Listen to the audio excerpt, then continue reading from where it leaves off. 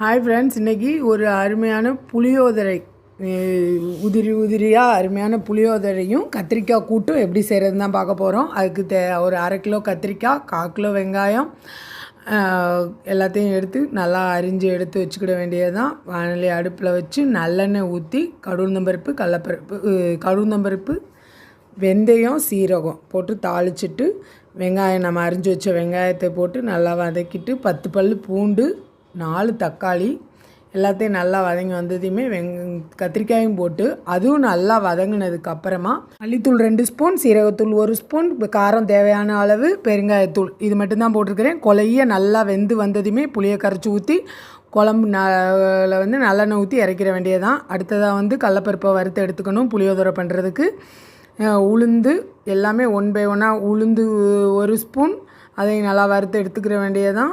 அதுக்கப்புறமா 1/2 ஸ்பூன் தனியா, 3/4 ஸ்பூன் சீரகம், ரெண்டையும் நல்லா வறுத்து அதையும் எடுத்துக்கிற வேண்டியதுதான். அதுக்கப்புறமா 6 வரமிளகா, 1 கைப்பிடி அளவு கருவேப்பிலை வறுத்து எடுத்துட்டு 1/2 ஸ்பூன் மிளகு, 2 ஸ்பூன் கூட போட்டுக்கலாம், மிளகோட காரம் நல்லாயிருக்கும். நல்லா வறுத்து எடுத்து வச்சுக்கிட்டு இது எல்லாத்தையுமே 1 by 1 1 ஸ்பூன் பெருங்காயத்தூள், 1 ஸ்பூன் வெந்தயம் நான் வறுத்து அதையும் சேர்த்து கரகரன்னு அரைச்சி எடுத்துக்கணும். பவுடராக அரைக்கக்கூடாது, கரகரப்பாக அரைச்சி எடுத்துகிட்டு 1/4 கிலோ புளி, 4 உலக்கு அரிசி, ஒரு படின்னு சொல்லுவாங்க, 4 உலக்கு அரிசி இன்றைக்கி நான் எடுத்துருக்கிறேன். அதுக்கு 1/4 கிலோ புளி எடுத்துருக்கிறேன். இதுதான் அளவு. நல்லெண்ணெய் நம்ம செக்கில் ஆட்டின எண்ணெய்ங்கிறதுனால தாராளமாக விட்டுக்கிறோம், ரொம்பவுமே நல்லாயிருக்கும்.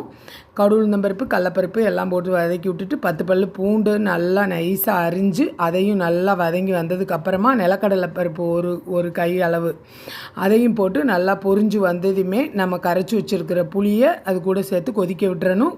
டைமில் நம்ம கொஞ்சம் வெல்லம் சேர்த்துக்கிறணும். நல்லா கொதித்ததுக்கப்புறமா நல்லா இந்த பொடியை போட்டோடனே நல்லா கெட்டியாக வரும். கெட்டியாக வந்ததும் சிம்மில் வச்சுட்டு நம்ம நல்லெண்ணெய் ஒரு குழிக்கரண்டி அளவு ஊற்றி எடுத்துட வேண்டியதுதான். சாப்பாடு ரெடி ஆயிடுச்சு, அவ்வளோதான். புளியோட ப்ராசஸ் முடிஞ்சது. அப்படியே போட்டு ரெண்டையும் போட்டு விரவிட வேண்டியது தான். சாப்பாடு பொழுன்னு நம்ம எடுத்துக்கணும். எடுத்துக்கிறப்ப கத்திரிக்காய் கூட்டும் புளி சாதமும் ரொம்ப பிரமாதமாக இருக்கும். சாப்பிட்டு பார்த்துட்டு எப்படி இருந்துச்சுன்னு சொல்லுங்கள். நெக்ஸ்ட் வீடியோவில்